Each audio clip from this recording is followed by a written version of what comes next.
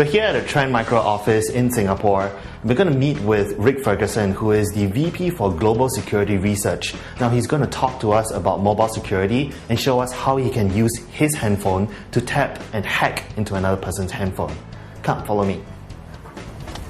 Hey Rick. Hey. How's it going? Thanks for coming. No problem. Come in. Okay, so two phones. This one is running Android 4.1. I haven't exploited any vulnerabilities on this device at all. So all that's happened is that the poor victim has downloaded an app from an app store. Let's say the app was pretending to be a camera that was going to increase the camera resolution to 4 trillion megapixels, and so they got the free camera app. Unfortunately, it's doing other things in the background that they're unaware of. Even if it's the most paranoid of users, and they go and check, go and check the apps that are running on the device. Let's look for running apps. Here we go. You can see there's nothing suspicious actually running on that device at all right now. The other phone here is an iPhone, but to be honest, it could be anything. All I'm doing from here is sending SMSs. So I could even send this from the oldest Nokia in the world. It would still work. So this phone is actually deeply compromised, but the user is entirely unaware of that. So if we simply send a message to that phone that just says, "This is your master." So it's gone from there. You'll notice there's no notification on this phone that any message has arrived. I'm hoping that the mobile signal is good enough. But what has happened is the balance just went down on that phone.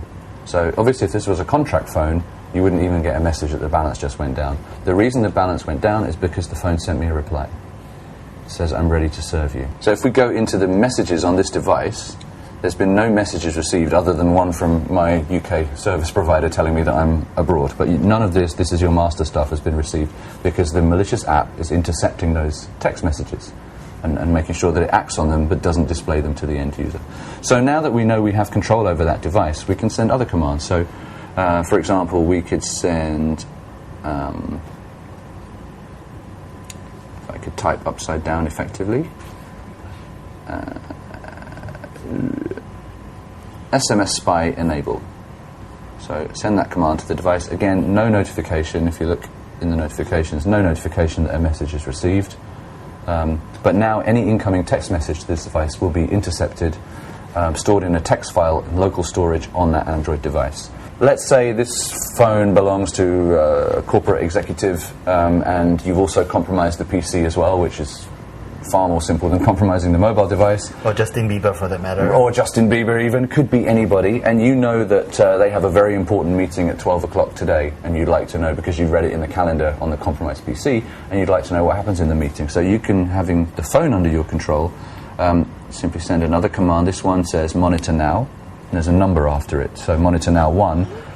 That's just been received, so right now the microphone on this device has just been activated, and now it's recording everything that we say around the device. Again, completely invisible, and even if we had the screen blacked out, anytime any of these messages were received, nothing would happen with the device. The microphone is still active and still recording right now.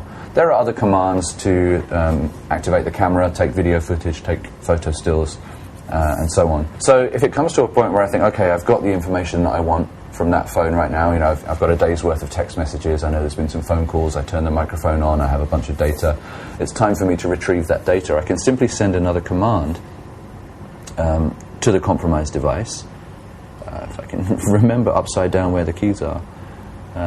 It just says upload files.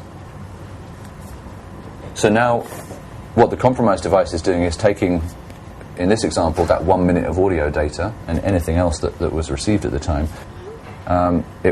So the message was just received. So now it's packaging it up into a zip file, uploading it to a website, and when it's done, it will send back a text message to the controlling handset with a URL where we can simply go and download all of that stolen information. There you go. So you can see the balance has gone down again, and that time that's because it's just sent another text message. And this text message here says uploaded, file download URL, file delete URL. And all of the stolen information has also automatically been deleted from this phone. So even if the victim were to go looking and say, I wonder what files are on here, what's taking up this space, there won't be anything there. There's nothing to take up any space, so it keeps the victim unaware of what's been going on. So what we'll do now is we'll get a web browser up on the laptop and go to this URL just to demonstrate that this is not a lot of hocus pocus and it's the right audio of me talking just now. Okay, so we're going to go to that same URL, sendspace.com. Now, there's nothing illegal or bad about Sendspace. It's just a file where you can a site where you can upload and download files. LCYHNJ. And if you like, we can leave this URL active for your readers or viewers. And we'll go look in my downloads. There it is. And what have we got here? Activated, and now it's recording everything that we say around the device. Again, completely invisible, and even if we had the screen black out, anytime any of these messages were received, the same audio that I was you heard earlier in the video, right? There are other commands to. So, and that could include a text file of all the text messages that have been received on the device. It could include separate audio for each of the telephone calls or video or anything else for that device.